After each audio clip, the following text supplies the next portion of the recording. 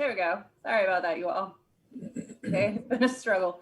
The public can participate in a number of ways. So you can watch via City TV, email, phone, or log into publicinput.com. You may watch the public stream on youtube.com/user/Columbia SC Government. During the meeting, up until the board goes into board discussion, you're welcome to send letters and statements via email to cocboardmeeting@columbiasc.gov. Those emails and letters received will be read into the record by staff. You can also participate by calling 1-855-925-2801, and when prompted, you'll enter the meeting code 6776.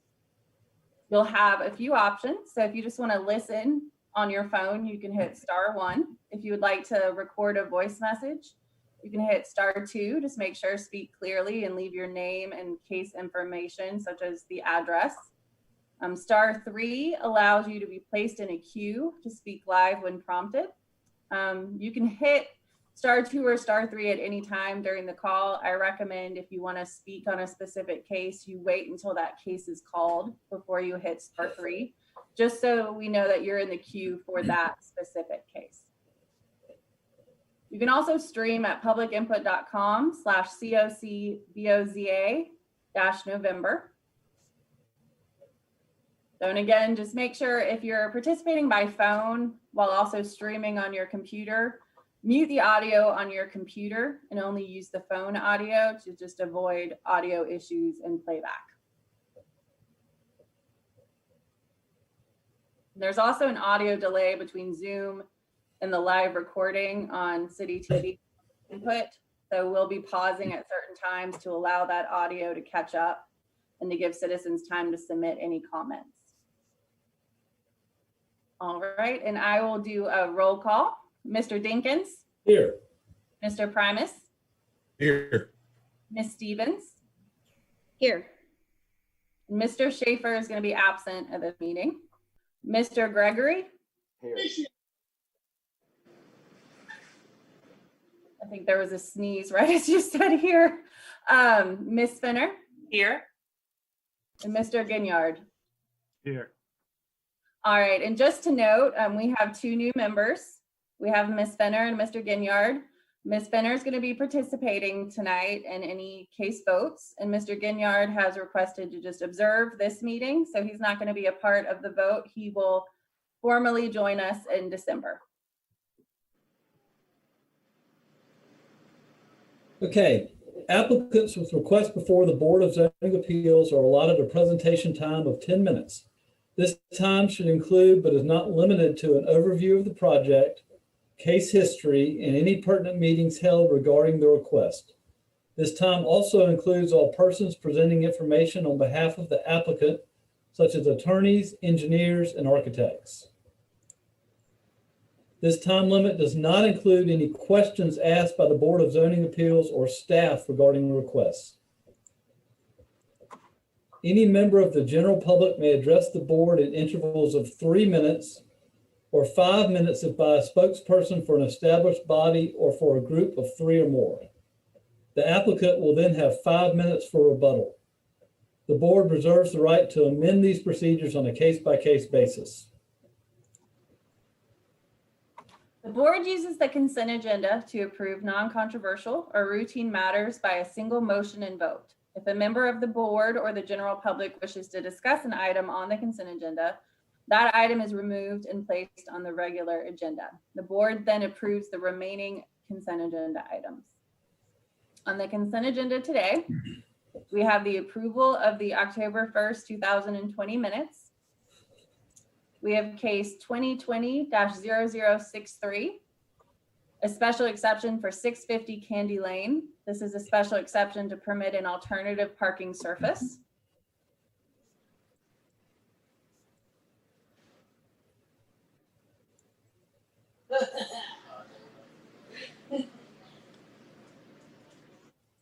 And we have case 2020-0064. This is a variance for 650 Candy Lane, a variance to the street protective yard requirement for a parking lot use.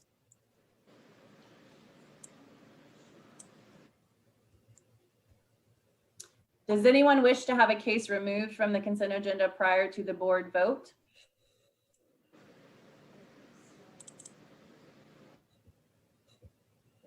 So we will wait to hear from Erica and Andrew as to whether or not anyone is on public input from public to speak on consent agenda items, or if we are clear to move to a vote.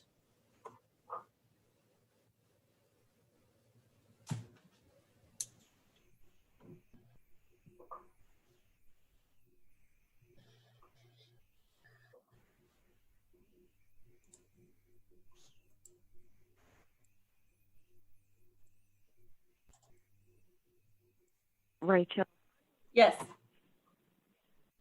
we have no callers at this time for this. All right. Have any emails come through?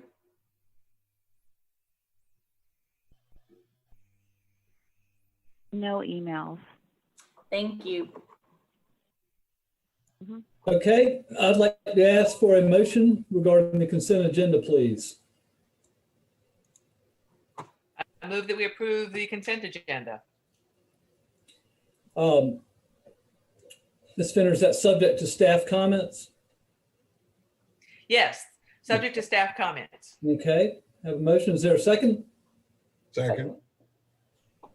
Okay, we have a motion and a second. All those in favor, please signify by saying aye. Aye. Aye. Any opposed? Okay. Motion passes. And to the applicants that were on here for the Candy Lane cases on the consent agenda, you all are good to go. You're welcome to leave the meeting if you'd like. Thank you very much. Appreciate your consideration. Come out and see the project. It's a beautiful day. Bye-bye. Bye. Open it up. All right, so next we have our regular agenda. So we will use the following outline for the regular agenda items. I will introduce the case. Applicants have 10 minutes to make their presentation, and the board may ask questions during the presentation or after. The public will then be allowed to participate via email, voicemail, or phone comment. The applicant will have a chance for a rebuttal following public comment, and then action by the board. Our first matter on the regular agenda is special exception for 426 Howard Street. This is case 2020-0062. This is a special exception to expand an existing elementary school and daycare facility. I believe the applicant is present and she is welcome to give us a brief rundown of their request.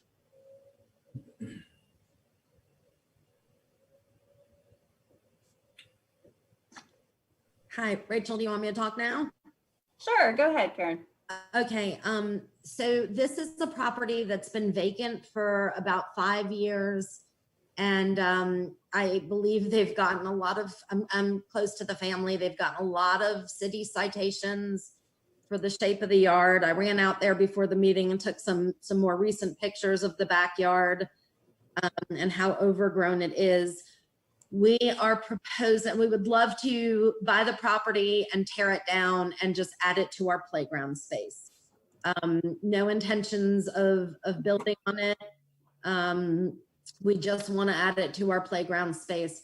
We'd love to put up a lovely iron fence in the front. And we own the properties on all 3 sides of this property. And I don't know if you'll allow me to screen share, but I can show you. So it's sort of like a peninsula, and we have it surrounded on 3 sides. I can show just the map here. So the school does run along. They have these properties as well as back here is where the school is located. And this, yeah. So once our Learning Lab project is complete, it's under construction next door to that at 420 Howard Street. We'd like to put up an iron fence Howard Street so that it would look nice, not a chain link fence, not a wooden fence, but something really pretty that matches what we have on the other side of our campus on South Maple. Yes, and you can see better on this screen share just where the campus is located. It does have asbestos, so we would have it abated, but it's in terrible condition.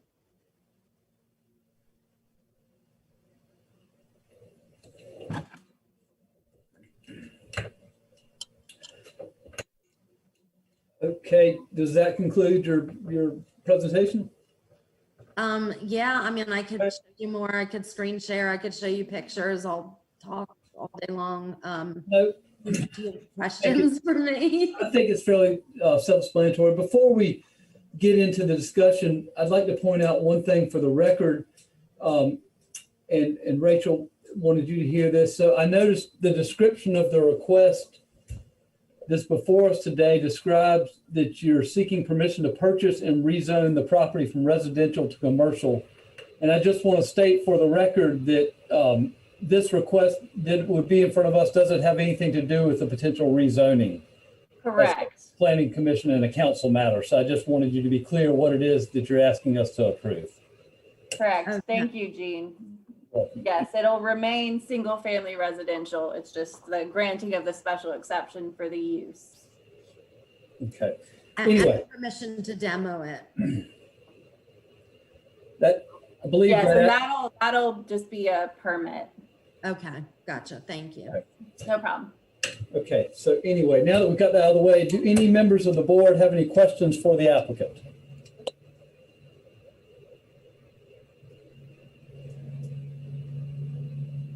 I don't. Looks pretty self-explanatory. Do not either. Seems pretty straightforward. Have we heard from the neighborhood association in any regard? I have not been contacted. I have not. Okay, and it's For been any posted, kind of so if they cared, they could opposition. say something. Yep. Okay. Fairly straightforward. Well, Rachel, do we have any callers or any emails? Any members of the public?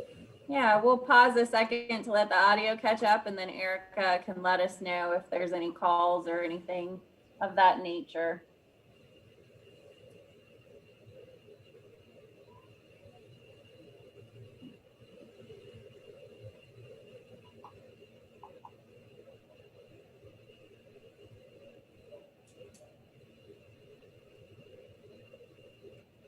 Rachel, Yes. we have no callers.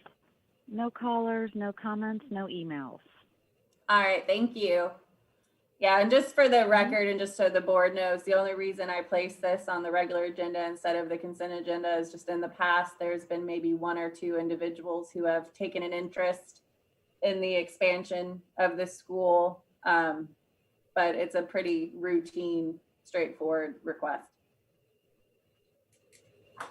Sure seems to be. Any discussion from the board? Gene, no, I mean, with this, I guess the only comment I'll say and why I think it's so straightforward is just because it's filling in a gap within their current footprint. And being familiar with this area and this school, I mean, you're going through the process to try to accomplish what they want to accomplish, expanding their playground. So this seems straightforward. Certainly a good point. Good point, John. Okay, well, if there's no further comment for the board or the public or the applicant, I would like to ask for a motion. Yeah, I'll make a motion that we approve this special exception, subject to all staff comments. Second. Okay, we've got a motion and a second. All those in favor, please signify by saying aye. Aye. Aye. Anyone opposed? Okay, Motion passes. good. Thank you all. I've got two dogs in the office that see another dog out the window. So, do you need me for anything else, Rachel? No, you're good to go. All right, thank you so much, Of course. y'all. All right, the next case on the regular agenda is case 2020-0065. This is a special exception for 1027 and 1031 Elmwood Avenue, a special exception to establish a drive-through automatic car wash. I do want to note that there was a typo on the case summary that mentioned Rosewood Drive. It is Elmwood Avenue. Legal ad posting, everything had the correct address. It was just a copy and paste error. The applicant is present and she is welcome to tell us more about their request. Yeah, hello everyone. My name is Patricia Ortiz, and basically this subject property is located at 1027 and 1031 Elmwood Ave. It's between the Interstate 76 and Bull Street on the north side of the road. It's currently developed with a convenience store and a gas station. We hope to redevelop this property with a state-of-the-art car wash. We'll have a car wash building and self-serve vacuum stalls. We've been in touch with the neighborhood associations, and I'll kind of leave it there and answer any questions that you might have. So, and just to note for the board as well, this is in a design area. It's in the City Center Design Development District, so it will be going to DDRC in the future as well. For design, it doesn't trigger full site plan review. I've got a question. Sure. Several times I've been coming in on Divine Street and near the Dunkin' Donuts that's over across from Earth Fair. And I noticed that vehicles are now pushed into Divine Street, backing up for the drive-through. And I noticed that there was some commentary on this about traffic stacking or vehicle stacking. But that is a very busy stretch of road and you would not want it to be stacked up. Is there any kind of traffic study or any idea of what you would do if you become an extremely popular car wash, or can you just address that issue? Sure. Rachel, could you go back to the site plan? Sure. Okay. Can you all see that? I make it any bigger. Okay. Here we are. Yes. Okay. All right, here we are. Okay, so what we're doing here, there are currently 2 driveways that exist on the east side of the property, which will be closed. The traffic will be funneled in through the driveway on the west side and funneled in 2 lanes all the way to the back and around the site to a payment kiosk. Where the cars will then pay for the service and wait for direction to move forward and through the car wash building. So to answer your question, there are 2 stacking lanes, and the design of the site is such that the cars traveling into the site will travel quite a distance around the perimeter of the site before reaching the car wash building itself. Okay. I mean, I guess I think, or the other thing I would think about is the Chick-fil-A down in 5 Points and how, it just, you would have thought, normal people would have thought that there was plenty of room for things to stack. And yet at busy times, there really isn't. They'll be stacked up into that parking lot. I mean, I don't know how busy a car wash gets. How does this site compare to, in terms of size, compare to the, say the Frank's Car Wash on Sunset Boulevard, which is quite large? I just don't have any sense of it. Yeah, this is an urban site, so it's not quite as large as the car wash, as Frank's Car Wash. But I believe that the design is much more efficient. Again, we're going to have the cars coming off the main road. We're going to be funneling them along the perimeter of the site. And of course, there will be attendants working at this car wash as well. Now, a car wash does not, is not expected to generate as much business as a fast food restaurant. And I happen to know that Chick-fil-A, it generates quite a bit more traffic than many others. So here, it's just not such an intense use. Okay. Hi, this is Ray with Creative Convenience Corporation. We're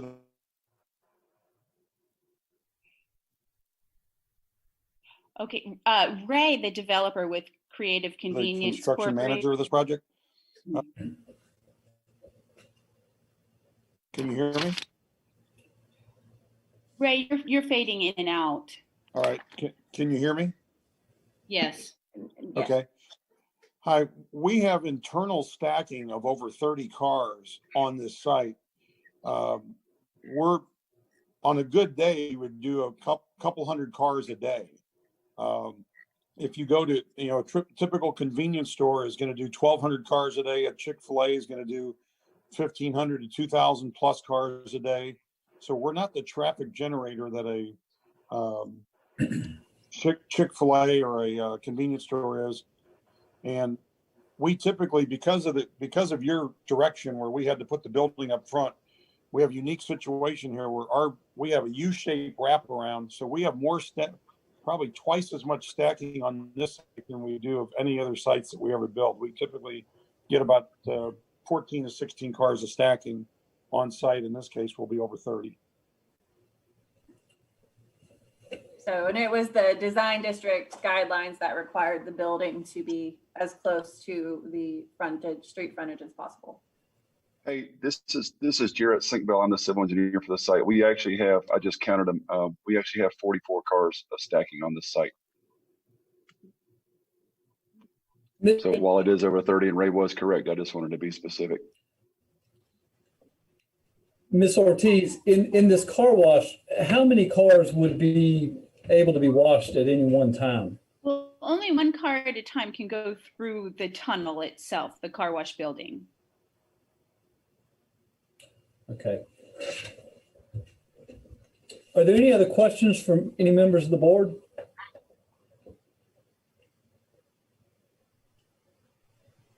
Okay, hearing none. Rachel, do we have any public input regarding this matter? We will let the audio catch up and we'll see what Erica has, if anything, in the queue.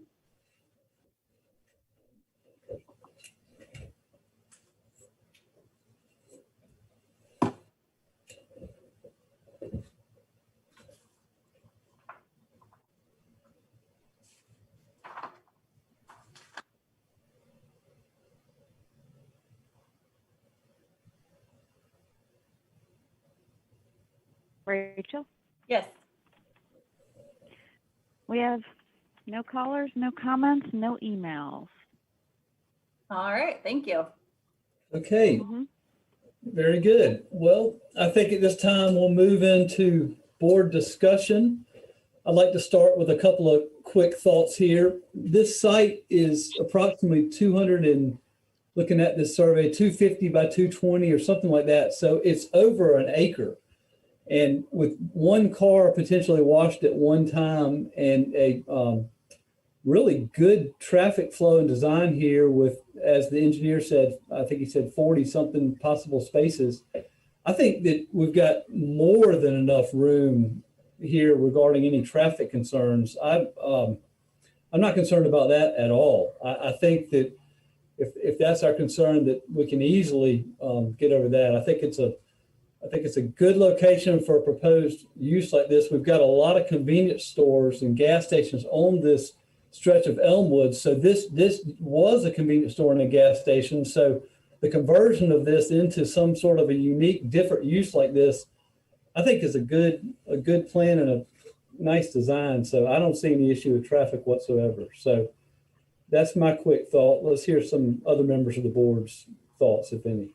Well, when I heard 40 cars, that's just enormous. I'm not at all concerned about the traffic, and I agree with you. It's completely in character. My first reaction when I saw the project was that this is a significantly lower impact use than a convenience store and a considerably more popular use, I suspect, with everyone around. subject to the sound of the vacuum cleaners. But I imagine that's still better than a convenience store. So I think it looks good to me. Gene, do we not have a proliferation of convenience stores anymore, possibly? You know, it's one less, John. That's one thing I thought about. You know, we fought that recently right here. So I don't know. I couldn't resist. Looks pretty good. And one other comment I'll make, they're going from 3 ingress and egress points to 1. So that I know that's a positive as well. Sure, DOT would like that.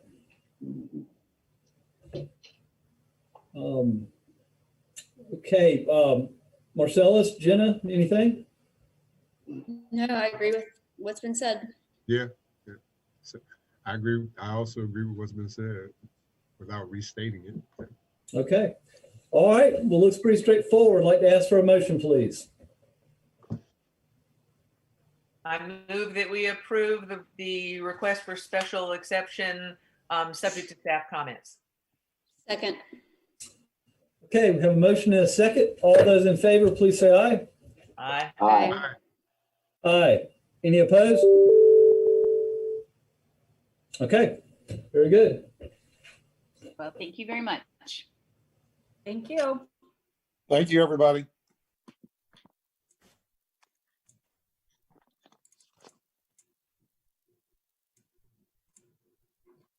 All right, the next case is a special exception at 3000 Two Notch Road. This is case 2020-0066. This is a special exception to establish a gasoline station and convenience store. Both items will be heard together, but this is going to need 2 separate motions, one for the gasoline station and one for the convenience store. I believe the applicants are on here and they are welcome to begin their presentation when they're ready. Thank you, Rachel. My name is Drew English. Hello, everyone. I have the pleasure of representing Murphy USA in this application. The site is at 3000 Two Notch Road, which is at the intersection of Two Notch and Beltline. Presently, it's the Capital City Dentistry building. It formerly was the Necker Drugstore. And so the dental office is relocating close by, which will allow for the redevelopment of this site as a Murphy refueling station and a convenience store. Murphy Oil is excited to be here in the community. They already have a good presence here in the Midlands. I have with me today Tyler Brandt, who is the Director of Real Estate, and he'll be presenting on the special exception criteria and the Good Neighbor Plan. And also Florence Brenica with Greenberg Farrow is on, and she's the project engineer and can respond to any technical or engineering questions. Tyler, can you hear us? I'm here. Okay. Great, thanks, Drew.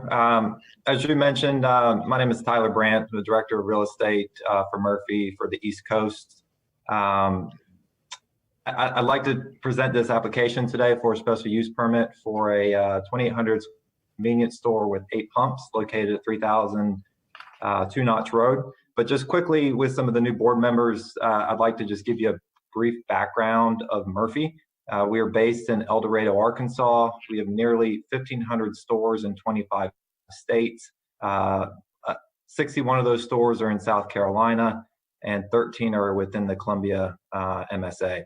So actively, presently in the nation, we are growing in 5 states. South Carolina is one of those states, so it's made a decision to significantly invest in the community.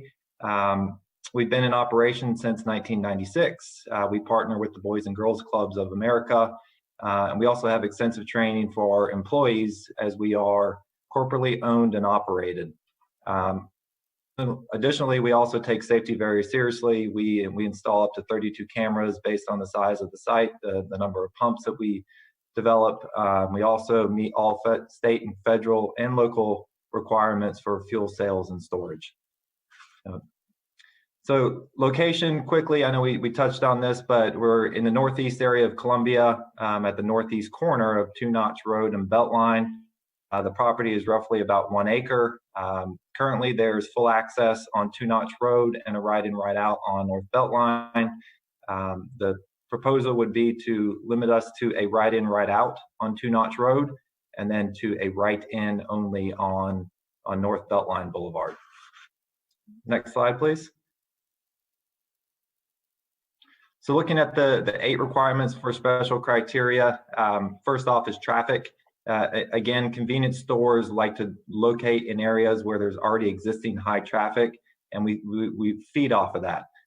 So currently at the intersection, there's anywhere from 35,000 to 40,000 vehicles per day, and we will coordinate with DOT so that access with the ingress and egress points are acceptable to state requirements.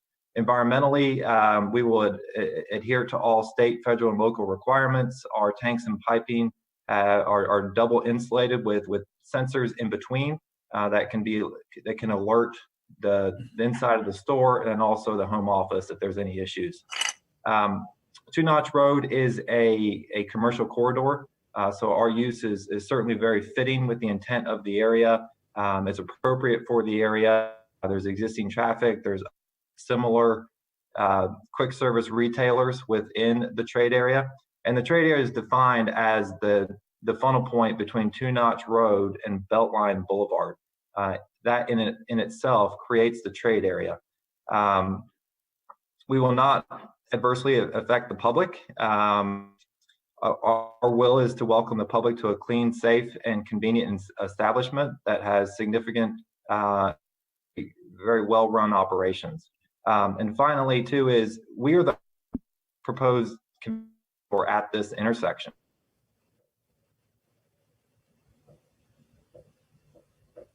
As we'll be the only convenience store at the trade area, and there's also no other convenience store or retail fueling facility within a half mile of the site.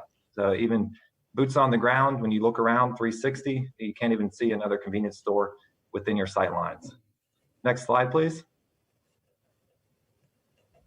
This is just a quick visual of what I just described regarding the trade area and how the 2 roads coming together create that trade area itself. And within a half mile radius, there's no other existing convenience store or retail fueling facilities nearby. Next slide, please. Our good neighbor plan revolves on pillars. First, the screen control. All of our staff are trained in de-escalation of loitering. Folks are asked to leave the property. If it cannot be handled, then we will engage local law enforcement. We have litter control program. Daily, our associates will pick up trash around the property. We will agree to adhere to all permanent and temporary signs on the property. Crime prevention, again, back to our safety. We have cameras all over the site, and we will do our best and partner with authorities for prevention. Finally, we will share our contact information of our store and our division if any issues do arise, so the community knows who to contact. We're not contacting an 800 number in our corporate office. Next slide, please. And finally, I'll leave you with this. This is a proposed rendering, which is consistent with the aesthetics of the nearby retailers at the intersection. And then also too is Murphy USA is a responsible retailer, corporately owned and operated, as I said. We are not a franchisee. We have standards and policies in place, and we want to make sure we uphold our values of spirit, integrity, citizenship, and respect. And that goes from top to bottom, from our CEO all the way down to our store associates. In our opinion, no way is our use detrimental. It's rather an enhancement and has the support of the local community, which Drew can speak to a little bit here now. Thank you. Thank you, Tyler. As part of the application process, we reached out to the local communities. There are 3 residential communities in the area. We wrote letters to all of those. Those were the Belvedere community, Bradley community, and Rochelle Heights. We received no responses or comments from Rochelle Heights or Bradley. However, we did get a letter from Diane Wiley, who's the president of Belvedere Community Association. And she wrote a letter, and initially she was in opposition. to the application. And I believe you guys have seen that letter dated October 30th. And that's when we got it. I reached out to Ms. Wiley, had several conversations with her, and had a meeting with her yesterday. And that meeting was productive, and I was able to share with her the renderings, the corporate philosophy that Murphy brings to the table, and she was satisfied with that. And yesterday she retracted that letter of opposition and submitted a letter in support of the application. So we're proud of that, because one of the things that Murphy does is community outreach, and so we think it's very important to be part of the neighborhood. And we were glad to have the opportunity to speak with Ms. Wiley and change her mind. Also, Sylvia Jenkins is also a resident in Belvedere. She's the secretary of the neighborhood association, and she also submitted a letter in support in her capacity is just as a neighbor, and not in her official capacity as an officer of Belvedere. We have community support from corporate leaders as well. Brian Smith, who's the president of Dick Smith Automotive, which is, you probably know, one of the largest automobile dealers in South Carolina, and is a neighbor, wrote a letter in support as well. So from an outreach standpoint, I think we've done as much as we can do, and we're happy to continue that conversation with anyone. Ms. Wiley has my cell phone number and my office number, and I told her to call me anytime, and she said she would. So happy to be responsive to the neighborhood. So love to hear any questions from you guys.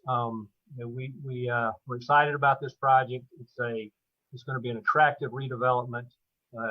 It's a use that's in keeping with the area. It's needed at that intersection. As Tyler mentioned, it's a busy intersection, and Murphy wants to take advantage of that traffic. Won't add to it, but wants to take advantage of it. And by bringing a bright, clean, safe use like this, we think it's going to be a benefit for everybody. We appreciate your time and ask for your support, and happy to respond to any questions.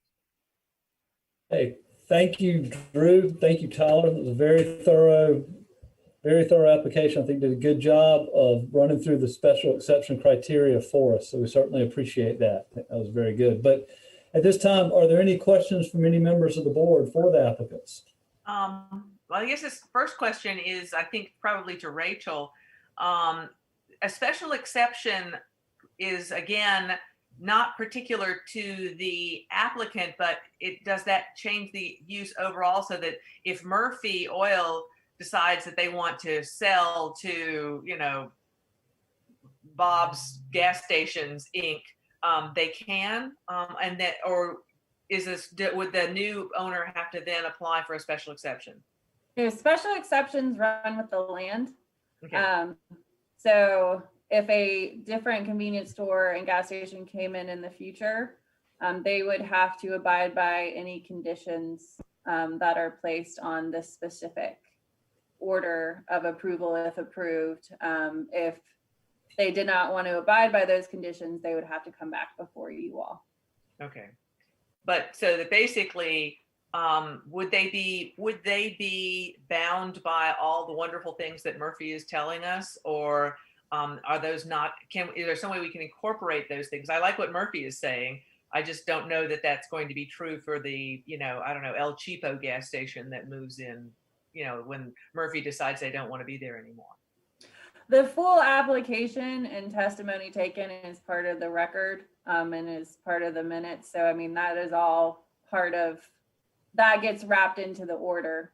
So any approval or denial is based on the testimony, the application, and anything else submitted into the record as a whole. So it does get looped in. Okay. If I may speak to that, one thing that came up with Miss Wiley and Miss Jenkins was liquor sales. And Murphy doesn't sell hard liquor, and they've agreed to not sell hard liquor at the store. Obviously, that would require additional and further permits and licenses. but they're not in the business of doing that. They're in the business of selling gasoline and the typical convenience store items, and that's what their market is. And Tyler can speak to the next thing, but one thing I'd point out, really anecdotally, would be the investment that Ms. Fenner, maybe this goes to your question or your concern. The investment that Murphy is going to make here is going to be so great that they're not going to, a potential purchaser, even if they ever wanted to, is not going to be your independent operator. You can go 6 or 7 tenths of a mile away and see some of the other gas stations, and there's really just no comparison with what you're going to see at 3,000 T-nitrate. So I understand your concern, but with the investment that Murphy will put in, they plan on staying there. And, they're corporate owned, they own their own stores. And my understanding is they're in it for the long haul. I guess again, I would suggest, and I like Murphy. I mean, when I'm out driving myself on the highway, I would choose a Murphy gas station to stop at because they are clean and well run. But as we have learned in the past, since the beginning of March, lots of things change suddenly in ways that no one foresaw. And I guess what I'd like to see is, as much as possible, we could incorporate into any approvals that we make, the sorts of training requirements and that Murphy has incorporated. Because I live near 5 Points. I see the difference between how some bars are running 5 Points and, say, the more corporate bars down in the Vista. So I think that the kinds of things that Murphy is putting in, where they have trained staff, they have people trained to de-escalate loitering, all of those details I think are very good and would be a very good way to keep it a clean and well-run thing, even in the event Murphy Oil, ceases to exist, because I don't know why, because everybody turns to electric or something. I mean, we don't know what's going to happen. And so I guess I would like to at least see that, because again, my concerns are, I'd also love it if you guys would sell like fresh fruits and vegetables, because this is a food desert, or some more healthier options for people in the community. But that's not, I don't see that anywhere on special exceptions. But I guess what I'd like to see incorporated in our approval is exactly the sort of wonderful things that you just presented to us, that the good practices that you're doing. I'd like those to be attached to any future purchaser as well. So that's, other than that, I don't have a problem. I can just note a lot of that is in their Good Neighbor Plan, which is part of their application submittal. So, okay. I mean, that's part of the case record. So that would be anyone, if another business came in under this special exception, they would adopt the same Good Neighbor Plan. They would have to, okay. Yeah, and if they didn't want to, they would have to come back before you all. So that is part of it. Okay. Yeah, that's why that Good Neighbor Plan is required with convenience store requests. And Ms. Fenner, this is Tyler Brand. If I could just jump in, and I appreciate your comments, and I do echo Drew's comments about if XYZ companies, they want to come in and buy us, or Murphy decides to sell, it would have to be a corporate entity with the size of Murphy before, if that ever happened, which is highly likely. So I understand the concern. As far as the Good Neighbor Plan, we want to be a steward of the community.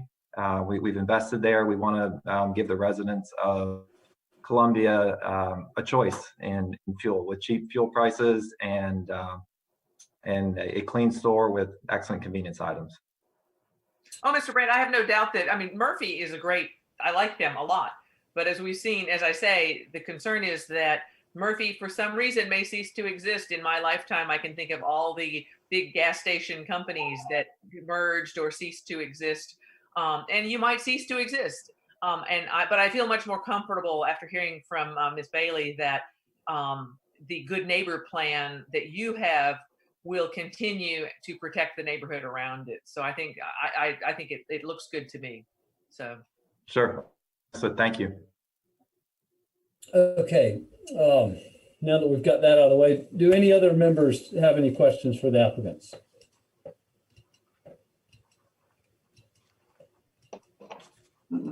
Okay, must be a thorough presentation then. Rachel, I know that we had some letters of input and Drew addressed those earlier. So is there anything else we need to read into the record before you check with Erica? Yes, some of the letters that Mr. English referenced came in after I sent you all that email yesterday. So you all had received on this case the original statement from Ms. Wiley, as well as and that was a statement of opposition, and you received a statement of support from Dick Smith Automotive. We have received 3 new letters, so I will briefly read those into the record before we see if there's any calls. They are not long. So the first one is from Miss Wiley. This is her second letter. Ladies and gentlemen, I am the president of the Belvedere Community Homeowners Association. Our neighborhood is near the intersection of Two Notch and West Beltline in Columbia. On October 30th, I wrote to you expressing my concerns over the proposed development of a Murphy Express convenience store and gas station at the intersection of Two Notch and Beltline. Since the date of my letter, I've had the opportunity to meet with Drew English, an attorney for Murphy, and learn more about the proposed development. Mr. English explained that Murphy will monitor the site with cameras and train its staff to deal with loitering. I understand that Murphy has a no loitering policy and will enforce it. I was also concerned about hard liquor sales. Mr. English assured me that Murphy would not sell hard liquor, and I received a letter from Murphy saying that no hard liquor will be sold on the premises. I know there are other gas stations in this area, but I have reviewed Murphy's plan and it will be attractive and well-lit site, an improvement compared to the other competitors. After meeting with Mr. English and reviewing information about Murphy and its proposed development, I can say that I'm in support of the proposal and withdraw my letter dated October 30th. I look forward to this area being successfully redeveloped. Sincerely, Diane Wiley. The next letter is from Margie Shelberg. We write to express our support for Murphy Oil, their proposal to develop a convenience store and retail fueling facility at the northeast corner of Two Notch and West Beltline in Columbia, and we request that the board grant the special exceptions necessary. As the owners of the property near the proposed project, we look forward to having a well-established corporate neighbor who will ensure the site is clean, safe, and properly maintained. We believe Murphy's project will have a positive impact on the surrounding community, and we look forward to welcoming them to the Columbia area. Additionally, we've been informed of the Good Neighbor Plan submitted by Murphy to the board. We are excited to work in collaboration with Murphy to implement the plan, and we believe that its implementation will elevate the quality of our community and the businesses surrounding the site of this project. Thank you for considering our support, and we hope to see Murphy break ground as soon as possible. With warmest regards, Margie Shelberg. And the final letter that I have is from Sylvia Jenkins, a homeowner in the area. I've resided in Belvedere for over 25 years.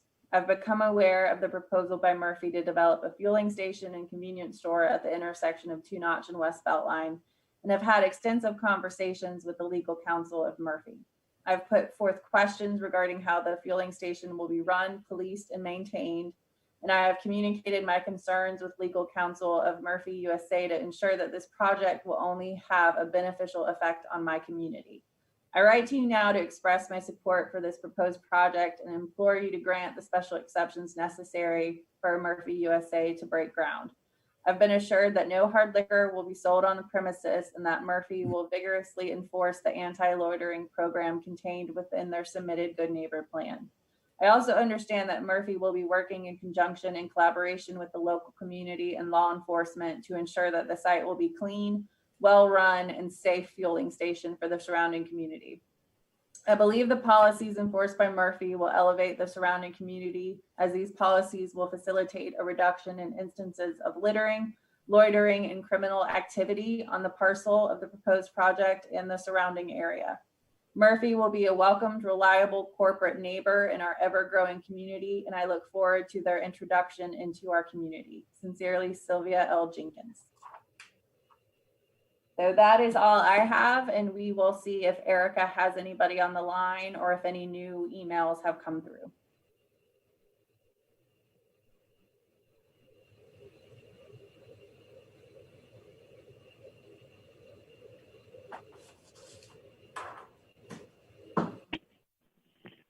Rachel, at this time, we don't have any callers, comments, or emails.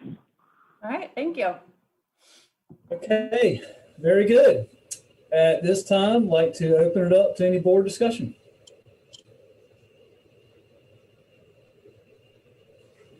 Gene, I'll just say, I think, Catherine, I appreciate your input and your questions, and diligently, I mean, it kind of painted everything that we heard from Tyler answering your questions, and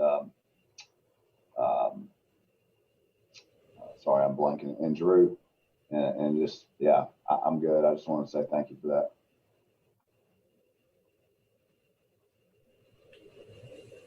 I'm just very happy that the neighborhood has come around to it. I think that it looks like a really good project, and they seem to be comfortable with it, which I think is the most important thing when it comes to this sort of project. So yeah, I feel really good about this. Agreed. That's a good point.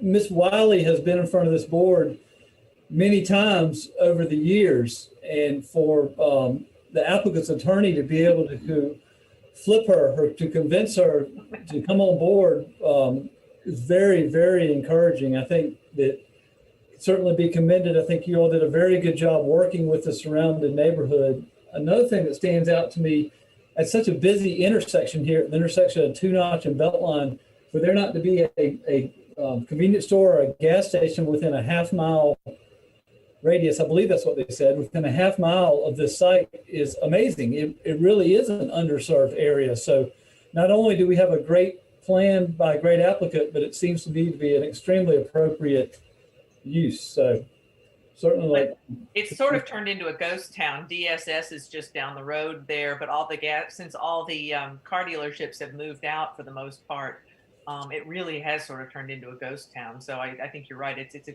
good thing that I think they need, actually. So this should help. How about anyone else? Marcellus, Jenna? No, I agree. It's an improvement. Yeah, definitely. I agree with everything that's been stated. Okay, very good. Well, guess that'll about wrap this up. Like to ask for a motion then, please. Motion to approve, subject to staff comments. Second. Okay, we have a motion and a second. All those in favor, please say aye. Aye. Aye. Anyone opposed? Okay, All motion right, passes. motion passes. Thank you all very much. Thank you. All right. The last case on the agenda is a variance at 1219 Assembly Street. This is case 2020-0067. A variance to the off-street parking requirement for a proposed hotel. The applicant is on the line and is welcome to give us a little bit of background about their project. All right, I guess you're ready for me, Rachel? Yeah, go ahead, Mary Beth. Oh, good afternoon, almost evening, everyone. I'm Mary Beth Branham, and I'm a principal with LS3P Architects, and I have several other team members here on the call, as well as our client. This is the property that you all know as the Hussey Gay Bell building, which is right on Assembly Street. It's currently an office building, and we are proposing to turn it into, to renovate it as a beautiful historic renovation and turn it into a new hotel and a boutique hotel that would really be a great addition to our area. And we also are proposing to add on some additional suites. You can see currently that the existing parking in the back has 18 parking spaces. And one of the things that's constricting about the current look is this access easement. If y'all are familiar with it, as you know, it's pretty much one-way traffic in and one-way traffic out. It's a very narrow 15-foot wide easement where if you're parking for colas, the parking is adjacent to the building. And so if you go in and you want to come back out, you pretty much have to turn around and go back out the same way.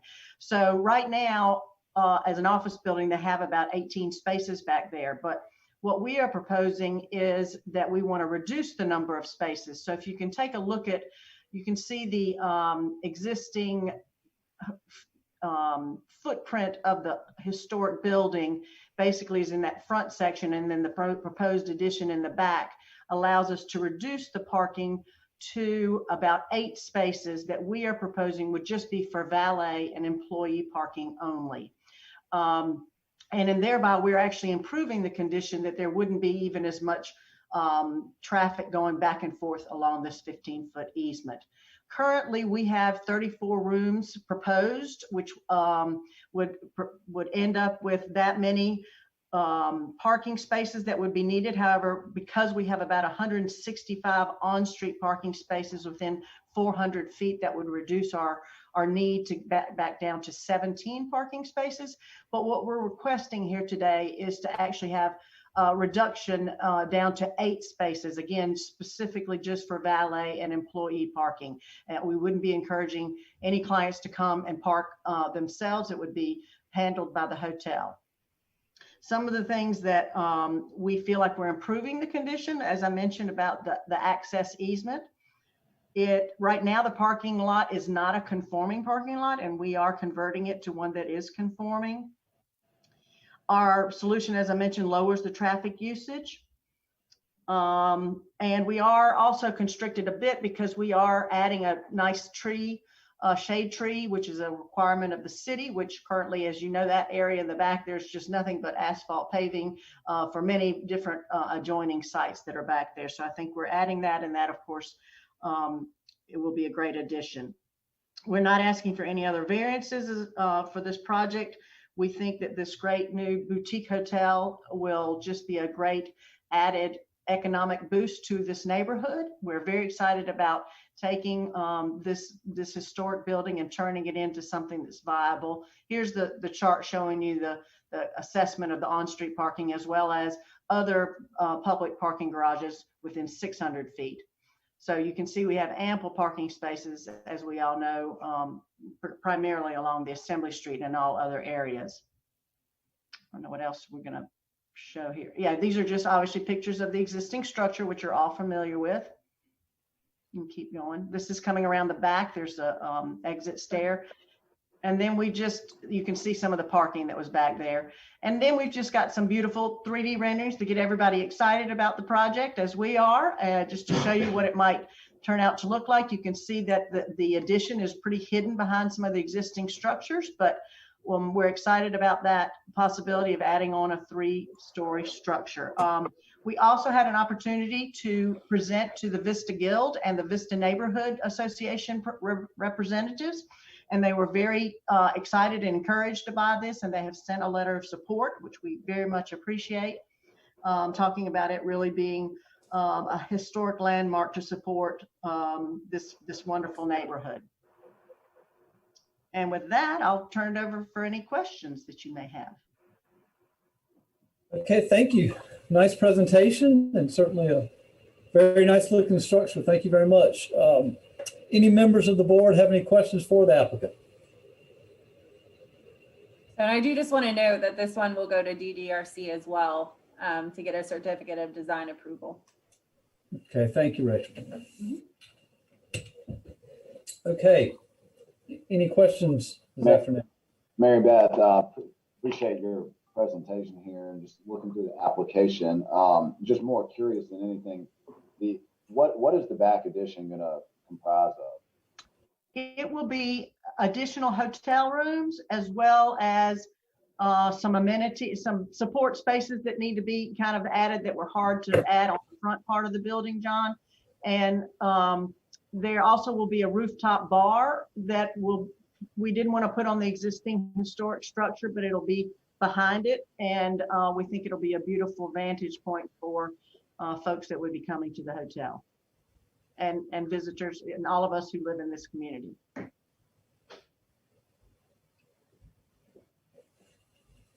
Thank you. Yeah, it looks great. I'm looking at it now.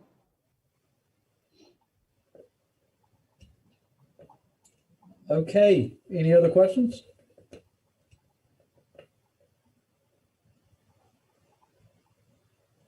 Okay, very good. Rachel, do we have any public interest in this case? I did not receive any letters ahead of time, so I will turn it over to Erica to see if anybody is on the line or if anything has popped in while we've been talking.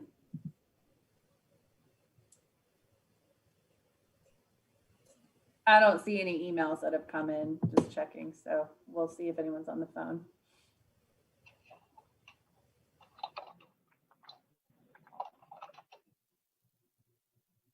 Rachel, we have no callers, no comments, no email. Thanks, Erica. Okay. All right. Well, do we have any board discussion regarding this matter? I think it looks great, and there are plenty of underutilized parking garages around there. And I know I go out of town and to hotels that offer 0 parking spots all the time. I think Columbia can handle this. Agreed, Jenna. You know, we're especially in this area, aren't we trying to get rid of these mass parking lots to begin with? So Yeah, yeah. A boutique hotel situated right here downtown in the Vista. What could be a better project than that? I mean, sounds fantastic. So, I wish they could have wrapped it behind Cola's and picked up that whole corner lot there. That would have been great, wouldn't it? We'll talk to Colas about that. See what we can. I think you need to talk to Jim Papadilla. Isn't that still his lot there? It is, I think it's the one on the other On side. the other side, he only owns the other side there. I think so, but I don't know. But I think it's an excellent use. I think it's going to provide, the use is going to provide bodies downtown, heads in beds as we love, and keep Colas going and other businesses down there. I think it's just a very good use and a good, and I think you're right. The fact that there's not parking, there's still parking. It's just, there's not much of it right there on the site. But I think if you're going to go to that kind of a hotel, that's fine with you. That's why you're doing that. You're not going out to a suburban, Holiday Inn. Exactly. yeah, and with a 53-foot wide lot, it's warranted. Really makes sense. They're maximizing the use of the site, so it's good. I love the shade tree too. Yeah, that's great. Just for you. I'll let Scott Holder know that. Okay. It'll be the only tree in that area, I'll tell you that. There'll be no other. Seriously, if you look at page 4 of the application, I mean, it's just a asphalt jungle. Oh, I know. It's awful. Absolutely horrible. All right. Well, this all sounds good. Like to ask for a motion then. Yeah, I'd like to make a motion that we approve this variance subject to staff comments. Second. Okay, we have a motion and a second. All those in favor, please say aye. Aye. Aye. Any opposed? Okay, very good. And if we can, I would actually like to circle back to the previous case. We had only done 1 motion and we had needed to do 2. I wondered about that. So, Well, I'll jump off now. Thank y'all so much. I really appreciate it, and hope to see y'all soon. You're welcome. thank you, Mary Beth. Thank you. So we will just need to circle back on that and make sure that is squared away. So we had 1 motion. We need to make sure gas station and convenience store are both covered. Which one did we do, Rachel? Gas station. Yeah, I believe it was just for the gas station. To be safe, let's go ahead and just redo both of them just to make sure we're covered, if that's all right with everybody. So we'll start with the gasoline service station and then do one for the convenience store. Okay, like that, ask for a motion for the gasoline service station, please. I make a motion that we approve the special exception for gasoline station, subject to all staff comments. Second. Okay, a motion and a second. All those in favor, please say aye. Aye. Aye. Anyone opposed? All right, motion passes. Okay, I'd like to ask for another motion for the convenience store.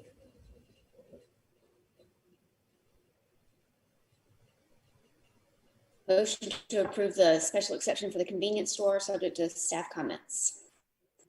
Second. Okay, we have a motion and a second. All those in favor, please say aye. Aye. Aye. Anyone opposed? All Okay, right, very thank good. you all. Sorry about that. Thank you.